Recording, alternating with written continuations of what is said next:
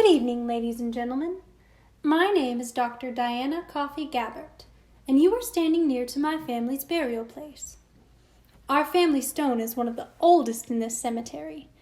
Sometimes it's difficult to read, but if you are here at just the right time of day, you will notice that my husband's name, Dr. Benjamin Gabbert, is there, as well as our children.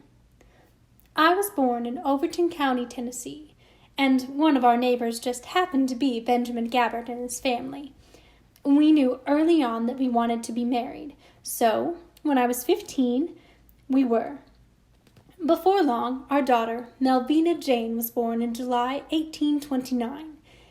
Even though I was only 16 when Jane was born, motherhood was wonderful, and I was so happy taking care of her needs and also the needs of our home. My husband was always a student of medicine, and he had his own practice near the small town of Monroe, Tennessee, the county seat of Overton County, where he kept his medical library and medical tools. Benjamin purchased a tract of land located on Ashburn's Creek, and our family lived there until May 1842, when he sold the land. We had gotten into financial trouble, and so we had to sell almost everything to clear our obligations, even Benjamin's medical books. We had to find another place to live, so we packed up our things and moved to Cookeville during its beginning, so Ben could continue his medical practice in a new place. History has recorded my family as one of the first to settle in the Cookeville area.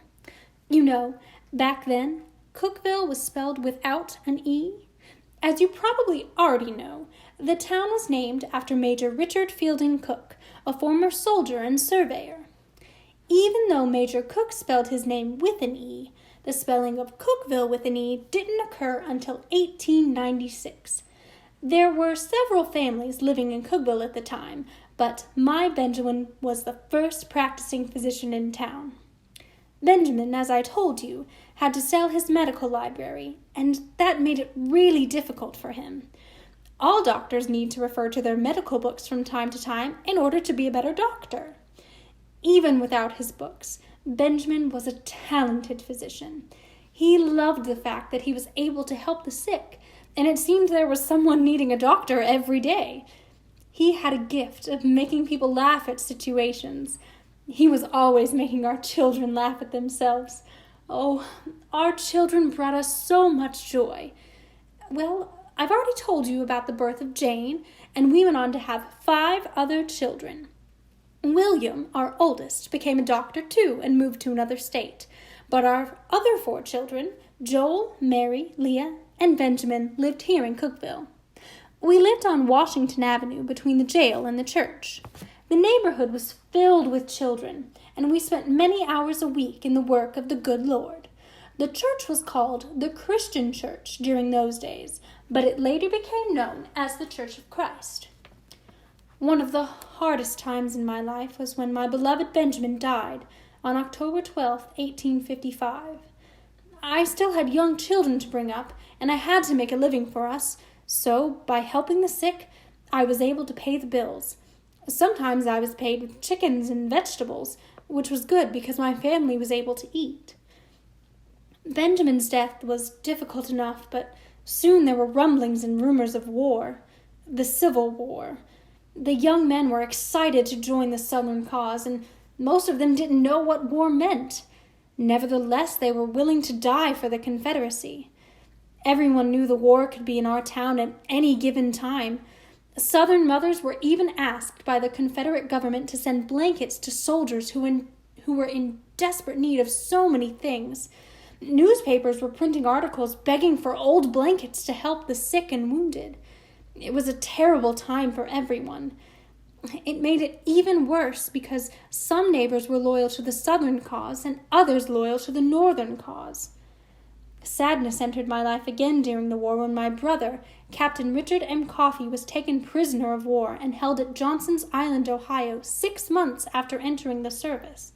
Richard's wife, Martha, wrote a letter to Governor Brownlow of Tennessee to see if he could help get Richard's release or exchange. Thank God, Richard was released after the war ended and came home. Our son Joel was still a teenager when he went to Carthage in January 1865 and enlisted. He served as a musician in the 8th Regiment Tennessee Mounted Infantry of Volunteers. Because of his service, his health was severely impaired, and he was discharged in August 1865. He and his wife Martha had no children together, but he helped her raise her children and started practicing law after the war. When she passed, Joel went to live with his sisters, Mary and Leah. Joel's last illness lasted for 4 months. He eventually died from Bright's disease. Dr. J.B.S. Martin was there when he passed and wouldn't charge us anything. Our 2 other daughters, Mary and Leah, were wonderful women. Neither had occupations for some years, and then Mary started working at the Reagan Hotel on the square in Cookeville. Then she decided to start her own boarding house, along with Leah's help. Leah was the cheery member of the family, and was such a devoted member of the Christian church. When she passed, Mary was heartbroken. At the age of 73, Mary passed away from what I believe you call influenza. Benjamin, our youngest, was only 2 years old when his father died. He became a fine young man and eventually became a deputy sheriff here. He died in 1878 from murder by 2 men named Farley and Randolph. Benjamin was on duty at the Putnam County Fair when the 2 men didn't want to pay to enter the grounds. Benjamin prevented anything from happening at the time, but later the 2 men got into a drunken state and Benjamin was called into town to take care of them. When he arrived, Farley drew his gun and killed my Benjamin. The entire town was in an uproar about this senseless act of cowardice. Benjamin was buried here with me and his father. I never once regretted moving from Overton County to Cookeville. As Dr. Baker wrote, Cookeville was an enterprising, industrious, sober, intelligent town that would do credit to any section of the state. Not a saloon in 4 miles of the place, with a presiding circuit court judge who was determined to kill every blind tiger and wildcat in the county. People went to church and were law-abiding citizens. I died on Tuesday morning, February 12th, 1895, after 4 days of paralysis. I was 82 years old when I passed, and they laid me to rest here with the rest of my family. Well, I must stop and let you be on your way. Thank you for listening to me, and in the future, when you walk through this lovely cemetery, remember just who the Gabbert pioneers were. Goodbye.